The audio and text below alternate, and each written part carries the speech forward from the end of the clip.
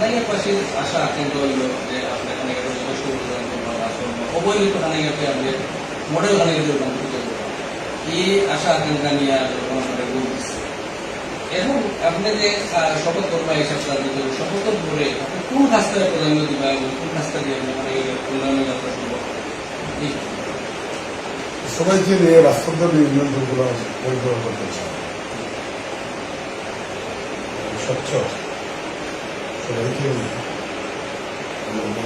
দুর্নীতির দ্বারা জনিত শিক্ষার আর কি রাস্তাঘাটের অবকাঠামো পুরো চালু জায়গা এই ধরনের নতুন কোনো জায়গা আছে আমি আমার সবুজ বিশ্ববিদ্যালয় আদর্শ উপজেলা গঠনে আপনার ভূমিকা জানা দরকার সাথে বিশেষ করে জানা গেলে যোগাযোগ বিচ্ছিন্ন ইউনিয়ন হইল এখন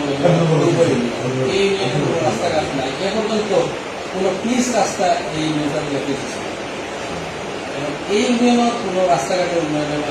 বিশেষ কোনো ব্রিজ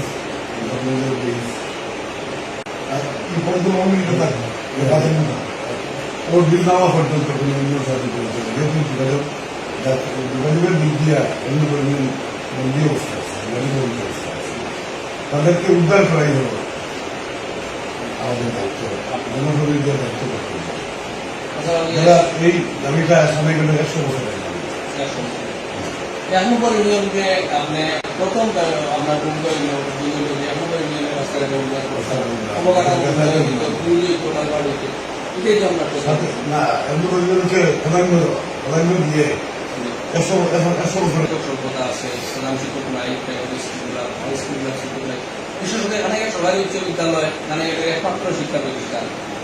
সরকারি শিক্ষা প্রতিষ্ঠান। এই শিক্ষা প্রতিষ্ঠান ও শিক্ষক সংকটার কারণে ছাত্রদের লেখাপড়া ব্যাহত হয়। এটা আমরা উদ্যোগ আছে নির্বাচিত আমাদের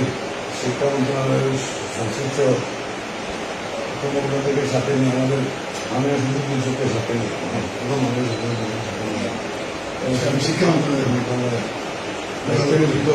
কর্মকর্তাদের সাথে নিয়ে আমরা শিক্ষকের শিক্ষক সম্মান আধুনিক খানাকে করতে নিয়ে বিশেষ করে যাতায়াতের ব্যবস্থা এবং সেখান থেকে আমাদের ইউনিয়ন থেকে কোনো দুই রাস্তা পর্যন্ত রাস্তাঘাট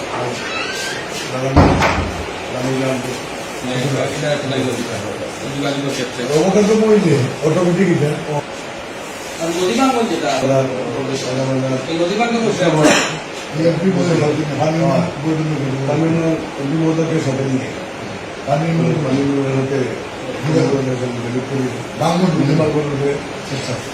চূড়ান্ত চেষ্টা। আরেকটা বিষয় হল আমরা এখানে পৌর শহর এলাকা বা পৌর এরিয়ার যেখানে আপনার বাড়িও সব এই এলাকার এখানে বিশুদ্ধ পানির খুবই অভাব। এ পর্যন্ত বিশুদ্ধ পানি এই জায়গাটা পাওয়া যায় না বা কোনো পরিকল্পনা নাই। আপনি পৌর এরিয়ারে বিশুদ্ধ পানির আওতায় আনার মতো কোনো পরিকল্পনা আছে? অবশ্যই অবশ্যই